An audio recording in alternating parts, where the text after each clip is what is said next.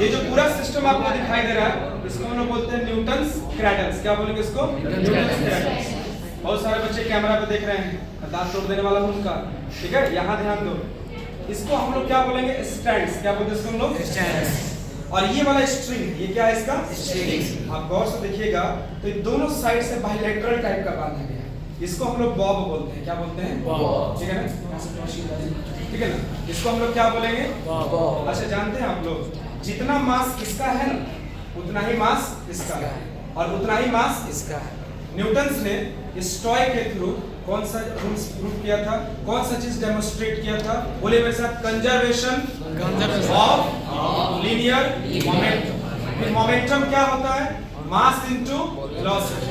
इन्होंने कहा था, ध्यान सुनिएगा, इसको थोड़ा गौर से देखते हैं हम लोग, गौर से देखते हैं। इस पर से हम लोग एक क्रैडल्स को उठाते हैं। ध्यान सुनना सब, एक क्रैडल्स देखें। मान लो जैसे कि हम लोग पास ऐसे हमें डाइवर्जेंट लाइट दिखाई दे रही है, खुली इधर लेजर लाइट।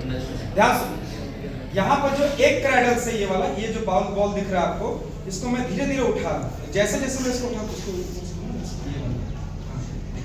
यहाँ पर आपको ये दिख रहा होगा, ये वाला बॉल देखो दिख रहा है, ये ग्रीन वाला।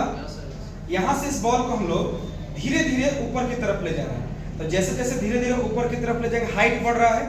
तो किसी भी बॉडी में हाइट के कारण जो एनर्जी होता है उसको पोटेंशियल एनर्जी कहते हैं। कौन एनर्जी? पोटेंशियल। तो मैंने इस क्रैडल्स पे फोर्स लगाया, इस बॉल्स पे फोर्स लगाया और फोर्स लगाकर मैंने इसको धीरे धीरे ऊपर ले गया।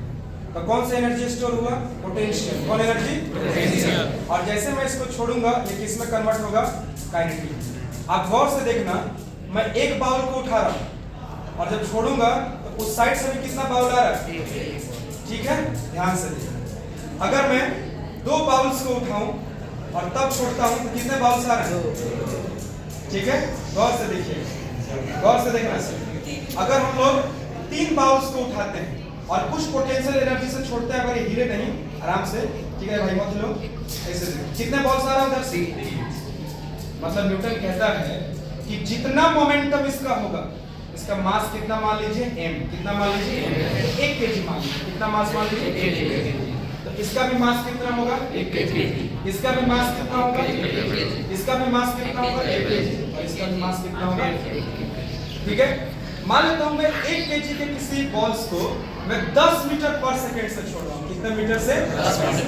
तो 10 मीटर से छोड़ा तो 1 × 10 मीटर पर सेकंड कितना हो जाएगा? 10 kg मीटर पर सेकंड। और जैसे मैं छोड़ूंगा, ये इस बॉल पे मोमेंटम लगाया, इस वाले पर, फिर ये मोमेंटम ट्रांसफर होते होते कहां तक पहुंचा? लास्ट। क्योंकि सबका मास क्या था?